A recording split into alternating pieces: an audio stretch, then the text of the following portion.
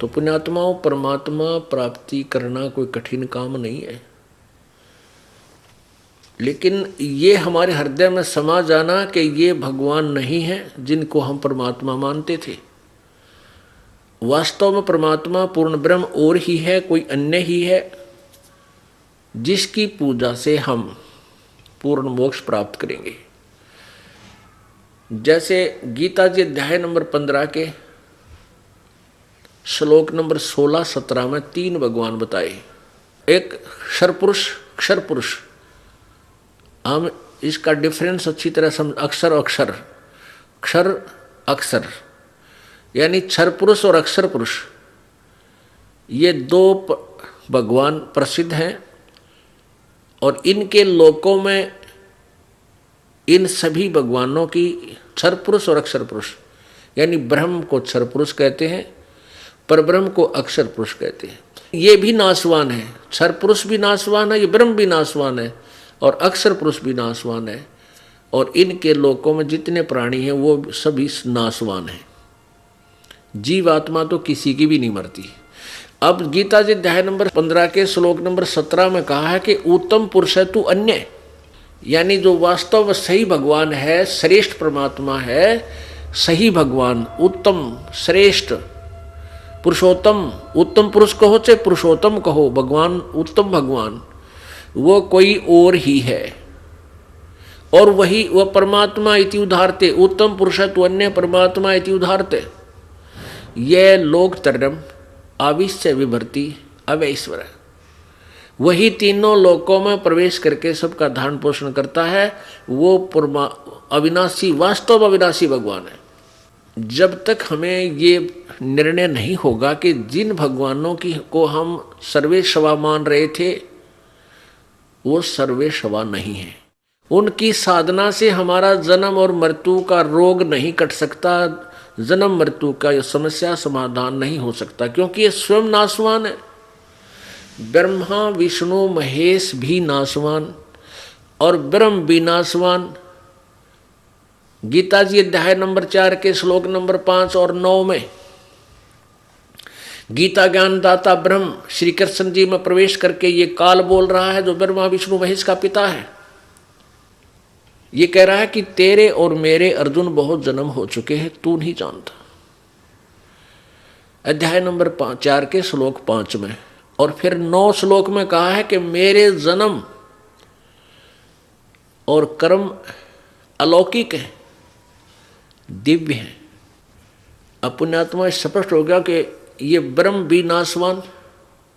गीता जी अध्याय नंबर 15 के श्लोक नंबर 16 में ये अक्षर पुरुष यानी परब्रह्म भी नाशवान, जो 7 शंख ब्रह्मांड का स्वामी है वो अक्षर पुरुष कहलाता है, और 21 ब्रह्मांड का स्वामी ये ब्रह्म है, ज्योति निरंजन है, सदाशिव कहो, महाशिव कहो, इसे महाविष्णु कहो, ब्रह्मा कहो। ये 21 ब्रह्मांड का स्वामी ये ब्रह्म है, इसका ये भी नाशवान है। गीता जी अध्याय नंबर 15 के श्लोक 17 में जो उत्तम पुरुष तो अन्य, उसकी पूजा करनी पड़ेगी, वो है वास्तव में अविनाशी। और कहते हैं सूक्ष्म वाणी में कहा कि थिर पकड़ थिर रहिए, यानी सथिर यानी अविनाशी की शरण पकड़ के ही तुम अविनाशी हो सकते हो। नाशवानों की आड़ में आप कभी सुरक्षित नहीं रह सकते। तो पुण्यात्माओं, हमें ये क्लियर हो जाना चाहिए कि हम जो साधना कर रहे हैं ये ठीक नहीं या ठीक है, क्योंकि सदग्रंथों से मेल करेंगे तभी पता चलेगा आप कौन सी साधना कर रहे हो और किस परमात्मा की पूजा कर रहे हो। मान लीजिए कोई कबीर पंथी कहते हैं, फिर तो हम कबीर पंथी हैं और हमने तो कबीर साहब की शरण ले रखी है, हम उसी को मानते हैं, तो हम तो सही भक्ति कर रहे हैं। नहीं, आपकी भक्ति के जो मंत्र हैं वो सही होने चाहिए। भगवान कबीर साहब तो सही है, लेकिन उसके पाने की विधि आपके पास नहीं है, तो आप अपना जीवन व्यर्थ कर रहे हो। इसलिए हमने अपनी साधना को रीचेक करना है, दोबारा फिर देखना है कि हम जो कर रहे हैं वो ठीक है कि नहीं। तो उसकी तुलना अपने अपने सदग्रंथों से ही करनी पड़ेगी, किसी के कहने सुने दंत कथा को नहीं मानना। जैसे गीता जी अध्याय नंबर 16 के श्लोक नंबर 23 में कहा कि अर्जुन तो शास्त्र विधि को त्याग कर मनमाना आचरण करते हैं, यानी अपनी इच्छा से मनमानी पूजा करते हैं, न तो उनको कोई सिद्धि होती है, ना उनको कोई सुख होता है, ना उनकी कोई गति होती है, व्यर्थ, यूजलेस। फिर श्लोक नंबर 24 में कहा है अध्याय 16 के कि इससे तेरे लिए कर्तव्य और अकर्तव्य की व्यवस्था में कौन से कर्म करने चाहिए भक्ति के, कौन से नहीं करने चाहिए, उनके लिए तो शास्त्रों को आधार मानना, किसी व्यक्ति विशेष के कहने से नहीं मानना। तो पुण्यात्माओं, संत वही होता है जो शास्त्र अनुकूल ज्ञान दे, शास्त्रों में वर्णित विधि अनुसार ही भक्ति विधि बतावे, उससे हमारा कल्याण होगा, अन्यथा नहीं हो सकता। तो मानुष जन्म दुर्लभ है, ये मिला न बारंबार, तरवर से पत्ता टूट जा भाई फिर नहीं लगता डार।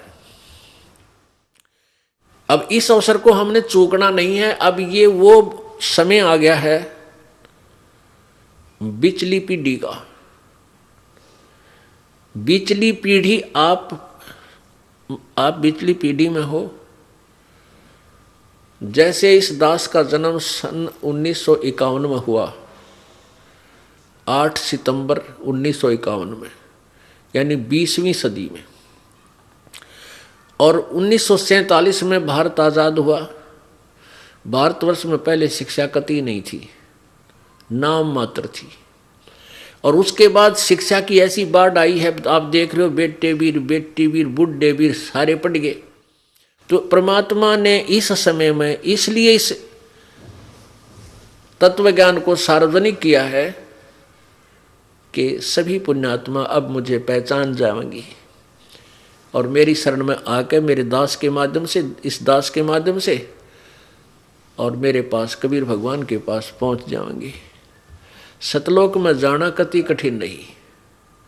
आपके हृदय में ये समा जाना चाहिए कि जो साधना तुम कर रहे हो वो गलत है, और जो ये दास बता रहा है ये सत्य है। क्योंकि इस सत्य को कि कबीर परमात्मा है और इसके पाने की विधि ओम तत्सत ये मंत्र है।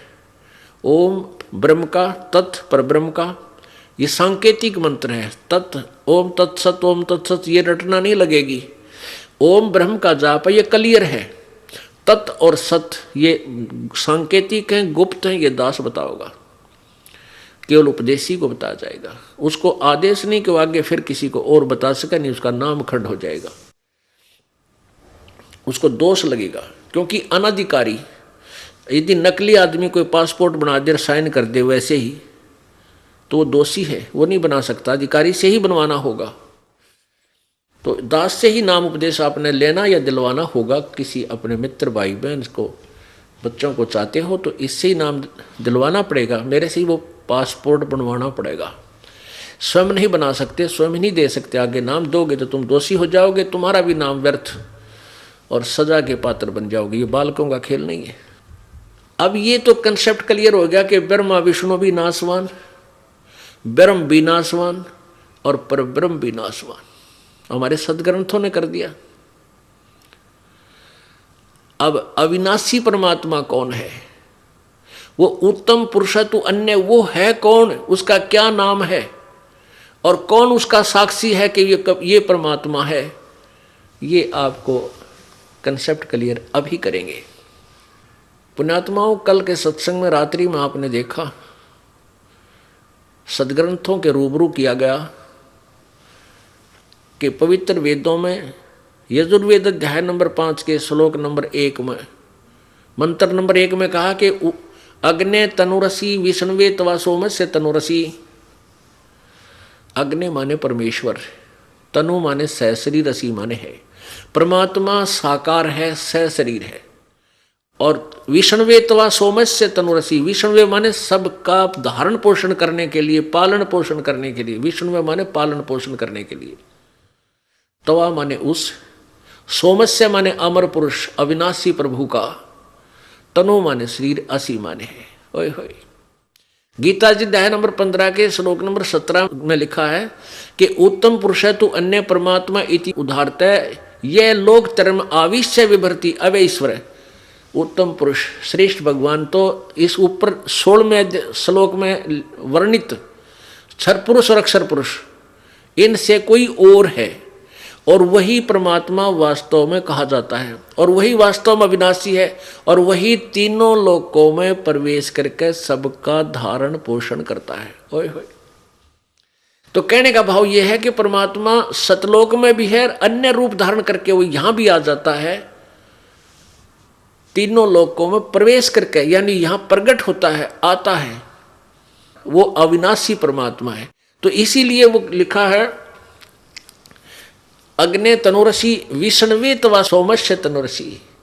परमात्मा सशरीर है, विष्णु माने सबका धारण पोषण करने के लिए, तीनों लोकों में प्रवेश करके जो सबका धारण पोषण करने के लिए, यानी सबको सुचारू ज्ञान और सही भक्ति करा कर उनकी यहाँ भी व्यवस्था ठीक कराने के लिए वो परमात्मा यहाँ प्रकट होता है। वो अमर पुरुष का वो भी एक शरीर है, वो भी सशरीर है। इसी प्रकार पवित्र बाइबल में आपने उत्पत्ति ग्रंथ में प्रश्न नंबर 4 पे पढ़ा कि परमात्मा ने छठे दिन में, छठे 5वें दिन तक अन्य उत्पत्ति की, और छठे दिन कहा कि मनुष्य को मैं अपने जैसा अपने स्वरूप में उत्पन्न करूंगा, और ऐसा कह करके परमात्मा ने सभी मनुष्यों को अपने स्वरूप के अनुसार उत्पन्न किया, नर नारी करके उनकी उत्पत्ति की। इससे सिद्ध हो गया परमात्मा मनुष्य जैसा है, साकार है। पवित्र कुरान शरीफ के सूरतल फुरकानी, इसको सूरत भी बोल देते हैं, सूरत फुरकानी 25 आयत नंबर 52 से 59 में स्पष्ट किया है कि कुरान शरीफ का ज्ञान देने वाला अल्लाह, जिसको मुसलमान धर्म और हजरत मोहम्मद जी अपना खुदा मानते हैं, कि जिसने कुरान शरीफ का ज्ञान दिया वो भगवान है, वो अल्लाह है हमारा। वो अल्लाह कह रहा है कि हे पैगंबर हजरत मोहम्मद, तू इन काफिरों का कहा मत मानना, ये नहीं मानते कि कबीर भगवान है, इनकी बातों में मत आना, मेरे द्वारा दिए गए इस कुरान के ज्ञान के आधार पर तू संघर्ष करना, इनकी बातों में मत आना। और ये वही परमात्मा है जिसने 6 दिन में सृष्टि रची और 7वें दिन तख्त पर जा बैठा, लेकिन उसकी खबर किसी बाखबर से पूछ देखो। पुण्यात्मा, इससे 2 पॉइंट कंसेप्ट क्लियर हो गए, 2 कंसेप्ट। एक तो ये हो गया कि कुरान शरीफ का ज्ञान इनकम्प्लीट है, हम गलत नहीं कह सकते, अधूरा है, और कुरान शरीफ के ज्ञान देने वाला अल्लाह किसी और पूर्ण परमात्मा जिसने सब सृष्टि ब्रह्मांडों की रचना की, उसकी तरफ संकेत कर रहा कि उसकी खबर तने उस परमात्मा के विषय में जानना है तो किसी तत्वदर्शी संत के पास चला जा, बाखबर से पूछ। तो पुण्यात्माओं, सभी सदग्रंथ मिलकर ये सिद्ध कर रहे हैं परमात्मा सशरीर है, उसका नाम कबीर है।